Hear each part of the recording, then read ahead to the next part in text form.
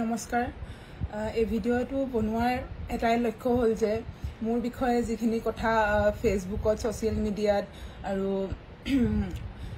আমাৰ নিউজ চেনেলখিনিয়ে কৈ আছে তাৰ বিষয়ে অকণমান সকলোকে যাতে মই ভালদৰে খোলাকৈ ক'ব বিচাৰিছোঁ আচলতে কথাটো কি আৰু তাক কিদৰে উলিওৱা হৈছে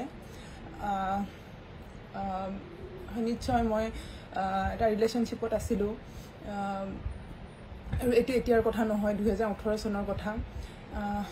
তাৰ লগত আমি দুইটাই প্ৰায় ফোনতে লগ পাইছিলোঁ আৰু ফোনতে কথা বতৰা হৈছিলে 15 পৰা 20 দিনমান আমি কথা পাতিছিলোঁ আৰু তেতিয়া কমনৱেলথ গেমছৰ সময়ত আৰু তেতিয়া যিহেতু মই বাহিৰত থাকোঁ আৰু একেবাৰে ঘৰলৈ অহা নহয় তাৰ বাবে আৰু বহুতো মানুহৰ লগত লগ পাওঁ তাৰ বাবে ক'ৰবাত নহয় ক'ৰবাত সি ইনচিকিউৰিটি ফিল কৰিছিলে আৰু ময়ো ভাবিছিলোঁ যে যাতে একো প্ৰব্লেম নহওক আগলৈ এইবুলি ভাবিয়ে আমি দুইটাই ডিচিশ্যন লৈছিলোঁ যে আমি এখন এগ্ৰিমেণ্ট কৰি থওঁ যিহেতু কোৰ্ট মেৰেজ বুলিয়ে ক'ব পাৰি কিন্তু কোৰ্ট মেৰেজ নিচিনাকৈ একো হোৱা নাছিলে আমি কোনো মিনিষ্ট্ৰেটৰ ওচৰত যোৱা নাছিলোঁ মাত্ৰ এখন কাগজত চাইন কৰিছিলোঁ মাত্ৰ এইটো কাৰণেই কৰা হৈছিলে যাতে দুইটাই যেতিয়া একেলগে নাথাকোঁ দুইটাই বাহিৰতে থাকোঁ এটা ছিকিউৰিটিৰ কাৰণে এইটো কৰা হৈছিলে কিন্তু আমি দুটা এইটো ডিচিশ্যন লৈছিলোঁ যে যেতিয়ালৈকে আমাৰ দুইটাই ফেমিলিয়ে ভালদৰে আমাক বিয়া নিদিয়ে তেতিয়ালৈকে আমি হাজবেণ্ড ৱাইফৰ নিচিনাকৈ নাথাকোঁ আৰু এনেদৰেই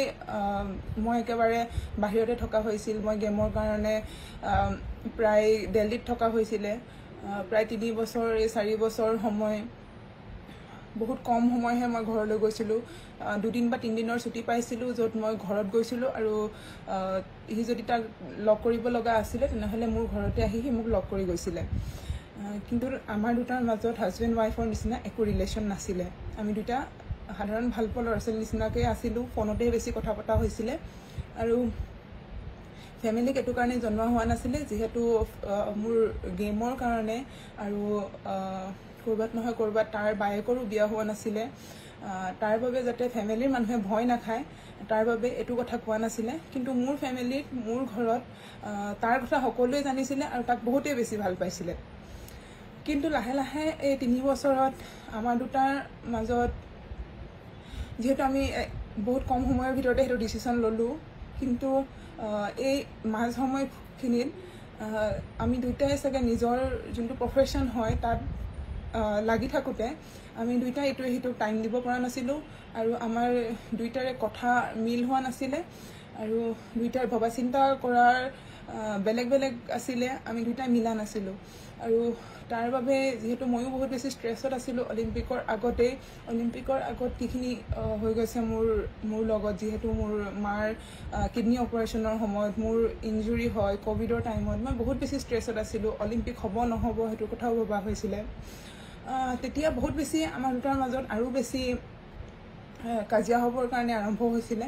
তাৰ বাবে আমি দুটাই এইটো ডিচিশ্যন লৈছিলোঁ যে অলিম্পিকৰলৈকে যিহেতু অলিম্পিকৰ 3 মাহৰ আগৰ পৰা আমি একেবাৰে কথা বতৰা পতা বন্ধ কৰিছিলোঁ কেতিয়াবা হাই হেল্ল' কৰা হৈছিলে কিন্তু তাতকৈ বেছি একো হোৱা নাছিলে সিও মই মাত্ৰ কৈছিলোঁ যে মোক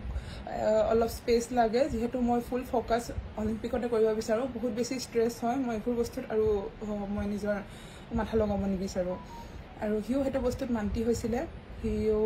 যিহেতু মোক অলিম্পিকৰ আগলৈকে একেবাৰে সি কণ্টেক্ট কৰা নাছিলে আমাৰ দুইটাৰে তেনেদৰেই অলিম্পিকৰ প্ৰায় 3-4 মাহৰ আগতেই প্ৰায় লাহে লাহে সেই ৰিলেশ্যনশ্বিপটো শেষ হৈ গৈছিলে আৰু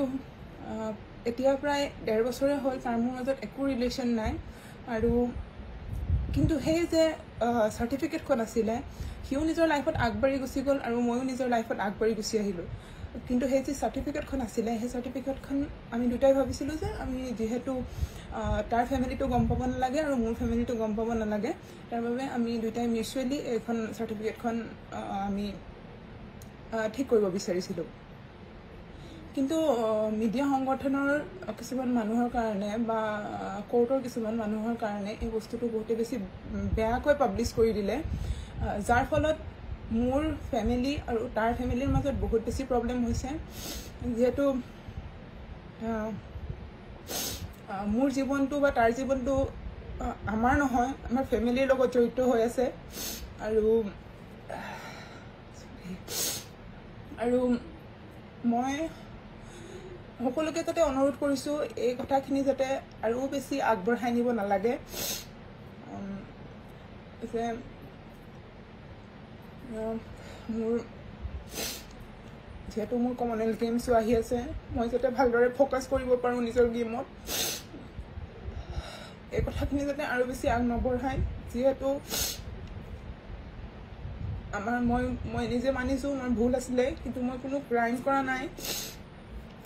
যিহেতু আমি দুটাই যদি মিল নাছিলোঁ, দুয়োটাই যদি মানিয়ে এইটো ডিচিশ্যন লৈছিলোঁ, আমি কেতিয়াও হাজবেণ্ড ৱাইফৰ নিচিনাকৈ থকা নাই, তেনেহ'লে মই নাভাবোঁ এইটো বস্তু ভুল হৈছে বুলি। তাৰ বাবে যাতে মোৰ ফেমিলিক বা তাৰ ফেমিলিক কোনো ডিষ্টাৰ্ব নকৰে, এই যে টপিকটো যাতে ইয়াতে শেষ কৰে। আৰু মিডিয়া সংগঠনকো মই এইটোৱে অনুৰোধ কৰিছোঁ যাতে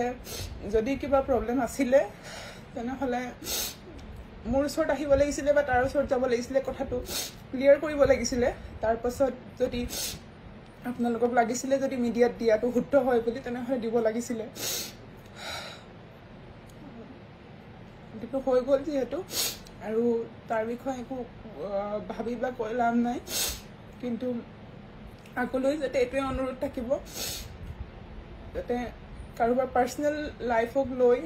তাৰ বা কেৰিয়াৰটো বা তাৰ ফেমিলিৰ মান সন্মানৰ লগত যাতে এনেকৈ নেখেলে।